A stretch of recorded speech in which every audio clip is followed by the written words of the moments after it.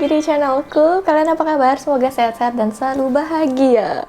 Nah, hari ini aku mau bahas topik yang mungkin lagi sering dialami oleh teman-teman di luar sana, ya tentang sekilas tentang mengakhiri toxic relationship dan juga apa yang bisa kita lakukan ketika kita sudah keluar nih dari toxic relationship. Karena ada toxic relationship itu kan sangat nggak nyaman, menguras energi kita, bikin capek, bikin kita ngerasa percaya dirinya jadi berkurang, bikin kita mungkin ngerasa diri kita tidak berharga lagi, atau mungkin menimbulkan trauma-trauma juga di dalam diri kita.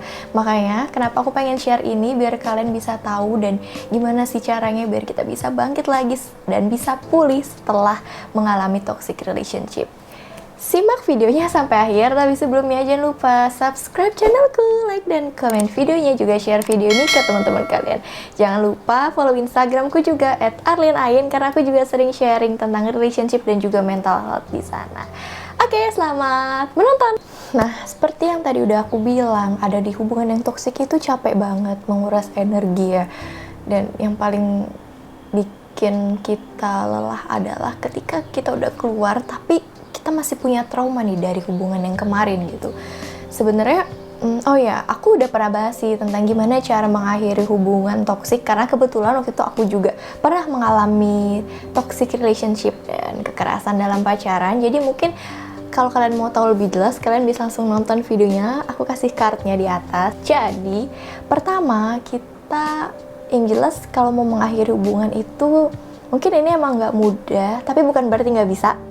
Jadi teman-teman bisa mulai untuk evaluasi hubungannya, bener nggak sih ini toxic atau enggak. Kalau teman-teman masih bingung apa sih ciri-ciri toxic relationship, aku juga udah pernah bahas, kalian bisa langsung klik cardnya di atas. Ketika kalian udah tahu ciri-ciri toxic relationship ini ternyata ada di hubungan kalian, dan ketika evaluasi hubungan itu, kalian juga harus kayak misalnya nulis apa plusnya kalau kalian masih bertahan di hubungan ini, apa minusnya. Tapi sebenarnya ya bagusnya ya kita keluar ketika kita memang tahu hubungan ini toxic kayak gitu.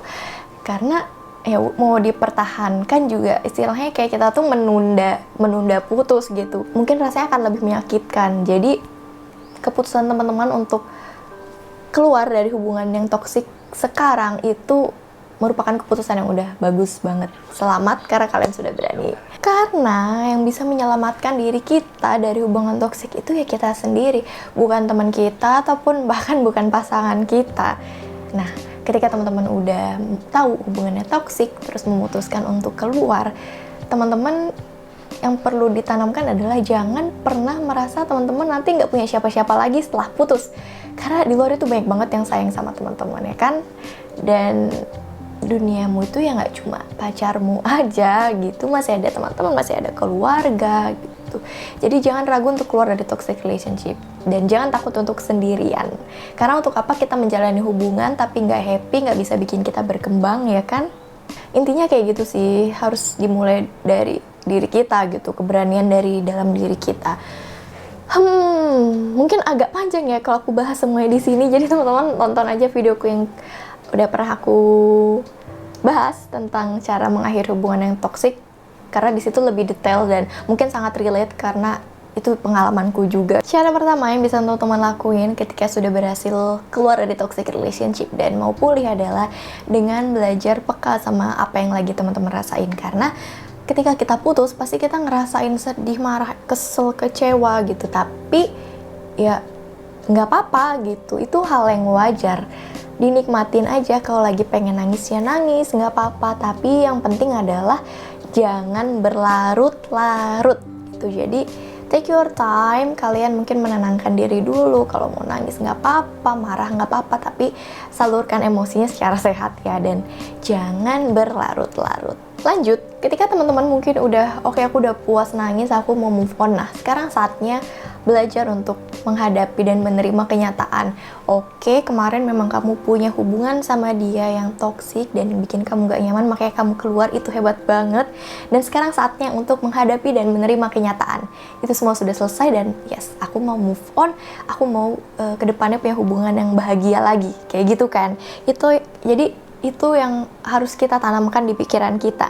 Mungkin awalnya kita denial, kayak kenapa ya harus putus? Harusnya hubungan ini masih bisa dilanjutkan. Kenapa ya aku kok bodoh bisa ada di hubungan itu? Gak, jangan kayak gitu, karena itu juga gak akan memperbaiki keadaan dan gak akan mempercepat healing teman-teman gitu. Justru akan memperlambat healing teman-teman. Jadi lebih baik kita belajar pelan-pelan untuk menerima, mengikhlaskan, dan memaafkan. Memaafkan di sini bukan berarti karena teman-teman salah ya, karena teman-teman berandil di toxic relationship, tapi lebih untuk menenangkan dan berdamai sama diri masing-masing. Berikutnya yang perlu teman-teman lakukan juga adalah stop menyalahkan diri kamu. Karena ya mungkin wajar sih kita kayak blame ourselves gitu ya. Daripada teman-teman pusing menyalahkan diri sendiri, capek, terus teman-teman juga menyalahkan orang lain, itu juga melelahkan kan, dan gak akan mempercepat kalian untuk move on dan healing dan move on gitu. Jadi lebih baik belajar untuk oke, gak apa-apa, mungkin ini bisa jadi pelajaran untukku di kedepannya biar lebih berhati-hati lagi dan bisa punya hubungan yang sehat di masa depan. Cara keempat yang bisa teman-teman lakuin adalah dengan stop mengontak si mantan tersebut, karena istilahnya kita tuh lagi butuh waktu untuk healing, untuk tidak terpapar apapun tentang dia. Ya udah, kita fokus aja sama healing kita, sama diri kita, nggak usah pengen tahu lagi ataupun mungkin cari-cari penjelasan kenapa kita putus atau apa gitu ya, penjelasan yang lain itu juga nggak akan mempercepat healing teman-teman dan nggak akan memperbaiki suasana, mungkin keadaan, mungkin teman-teman malah lebih terluka lagi gitu. Kita udah memutuskan untuk putus, terus kita malah mencari-cari penjelasan atau pengen dia minta maaf sama kita, terus ekspektasi kita ya dia minta maaf, tapi ternyata enggak. Nah, apa? Pasti teman-teman yang sakit lagi, yang ngerasa terluka lagi. Jadi stop kontak sama dia. Kalau mau ngeblok sosmednya boleh. Kalau misalnya mau ngeblok kontak juga nggak apa-apa. Cara kelima yang juga nggak kalah penting adalah dengan mencari support system. Jadi teman-teman harus tahu siapa sih orang-orang yang bisa membantu, menolong, membuat kalian nyaman dan juga mendukung kamu gitu. Jadi kamu gak akan ngerasa sendiri, dan please stop ngerasa sendirian. Karena lihat aku yang sekarang lagi ngomong tentang toxic relationship pun, aku pernah ada di posisi kalian gitu. Aku pernah ada di situ. Dan jangan ragu untuk cerita, untuk curhat sama orang-orang yang kalian percaya, mungkin keluarga ataupun sahabat-sahabat kalian, karena banyak orang yang mencintai dan menyayangi kalian dan kamu sangatlah tidak sendiri. Boleh juga untuk ikutan di komunitas-komunitas gitu, karena sekarang banyak banget ya komunitas yang bikin kayak support group gitu. Nah, mungkin teman-teman bisa ikutan di situ juga untuk membantu dan saling sharing gitu ya. Ternyata oh, aku nggak sendiri nih. Yang keenam adalah self-love. Aku udah pernah bahas juga, kalian kalau mau nonton boleh langsung klik cardnya di atas. Kita perlu banget untuk self-love, kenalan lagi sama diri kita, menikmati waktu bersama diri kita, me time, self-care gitu. Karena mungkin kemarin ketika di toxic relationship kita terlalu lelah, terlalu fokus sama pasangan kita ataupun sama hubungan kita dan gak punya waktu untuk sendiri. So, this is your time, inilah waktunya kamu untuk kenalan lagi dan mulai mencintai dirimu lagi. Dan menurutku kamu udah mulai mencintai dirimu sih, karena kalau misalnya kamu gak cinta, pasti kamu masih ada di toxic relationship itu kan. Karena ketika kita cinta sama diri kita gak akan membiarkan orang lain menyakiti diri kita. Cari tahu gitu apa yang kalian suka, apa yang bikin kalian happy, bikin kalian bahagia, terus hubungan seperti apa sih yang nanti kalian inginkan untuk kalian bangun ke depannya. Dan juga mungkin mulai membangun batasan diri gitu ya. Apa-apa aja, perilaku apa yang tidak boleh dilakukan orang lain ke kalian, sejauh mana orang lain boleh masuk ke dalam kehidupan kalian, yang kayak gitu. Itu bisa mulai kalian pikirkan juga, biar istilahnya kita lebih kenal lagi sama diri kita gitu. Jadi ketika kita udah punya hubungan, nah penting juga untuk cari tahu sebenarnya pasangan seperti apa sih yang kalian mau gitu, dan nilai-nilai apa yang kalian pegang dalam menjalin sebuah hubungan dan juga menjalani kehidupan. Jadi enak kan kalau misalnya kita udah punya pasangan, kita tahu kita mau seperti apa, kita tidak suka diperlakukan seperti apa gitu. Jadi itu juga bisa membantu teman-teman untuk terhindar dari toxic relationship lagi. Dan cara berikutnya adalah dengan fokus sama apa yang terjadi sekarang, yang terjadi saat ini, apa yang sedang teman-teman lakukan saat ini. Fokuslah di situ, nggak perlu lagi ngeliat-ngeliat ke belakang.